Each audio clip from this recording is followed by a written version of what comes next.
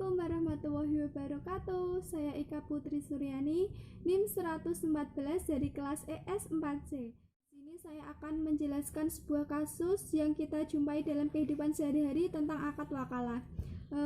Di sini saya akan menjelaskan kasusnya, yaitu dalam masyarakat banyak yang menjalankan bisnis online menggunakan sosmed dengan cara bergabung dengan grup medsos yang mengajarkan untuk memasarkan dan menjual barang properti.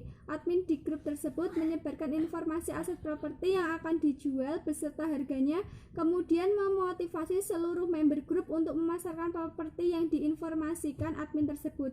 Sebagai member, kita harus mengetahui yang pertama, yaitu sebagai pertanyaan, apakah hukum dari menjual properti tersebut. Yang kedua adalah apakah ada sabda Nabi yang memperbolehkan atau mengatur tentang akad seperti ini. Yang ketiga adalah halalkah keuntungan yang didapat sedangkan member tidak berhubungan dengan pemilik aset. Baik, saya akan menjawab pertanyaan yang pertama, yaitu hukumnya adalah pada dasarnya yang dilakukan member di sini adalah seperti transaksi percaloan atau perwakilan, dan itu diperbolehkan, dan transaksi seperti ini sudah ada sejak zaman Rasulullah dahulu. Maka dengan akad, landasan akad transaksi dalam hukum fikih Islam ini ada di dalam akad wakalah atau perwakilan. Dalam hal ini penjual memberikan kuasa kepada maklar untuk mewakili dirinya dalam menjualkan properti miliknya kepada pembeli atau sebaliknya.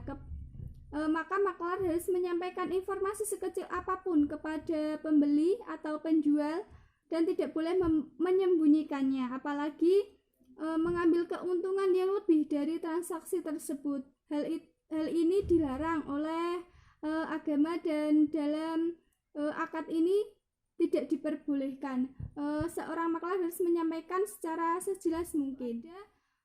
Jika memang dia patuh dengan harga-harga yang ditentukan dan tidak menambahkan sedikit pun dari harga jual dan harga beli, maka dia termasuk orang-orang yang menjual barang yang bukan miliknya.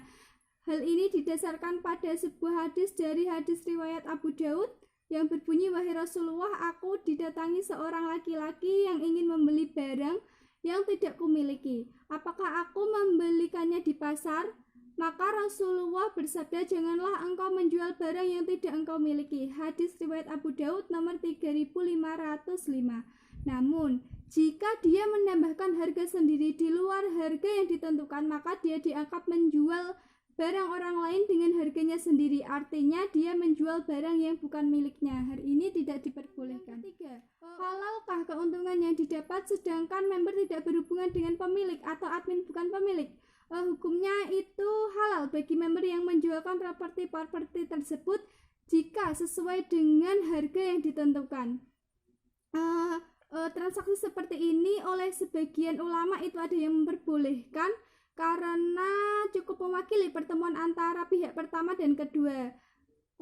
Dan ada pula ulama yang tidak memperbolehkan transaksi seperti ini karena dianggap tidak memenuhi pada transaksi antara penjual dan pembeli, apalagi ada yang barang yang tidak sesuai pesanan dari yang terlihat di medsos tersebut. Adapun masalah admin adalah bukan pemiliknya, itu boleh dilakukan dengan akad multi transaksi.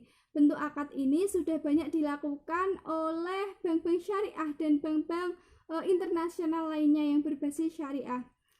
Bentuk akad dengan gambaran, admin adalah wakil dari pemilik properti yang diberikan kuasa untuk menjualkan properti tersebut.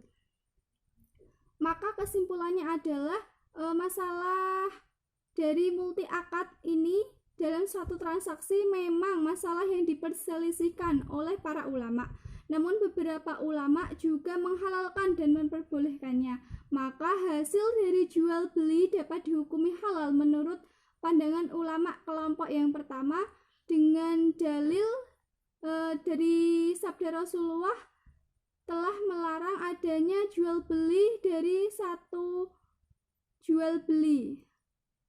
Yang kedua adalah tidak halal menggabungkan salaf atau jual beli, juga tidak adanya dua syarat dalam jual beli. Maka kita ikuti yang ikuti ulama yang pertama, yaitu memperbolehkan asalkan belum ada dalil yang mengharamkannya. Terima kasih. Wassalamualaikum warahmatullahi wabarakatuh.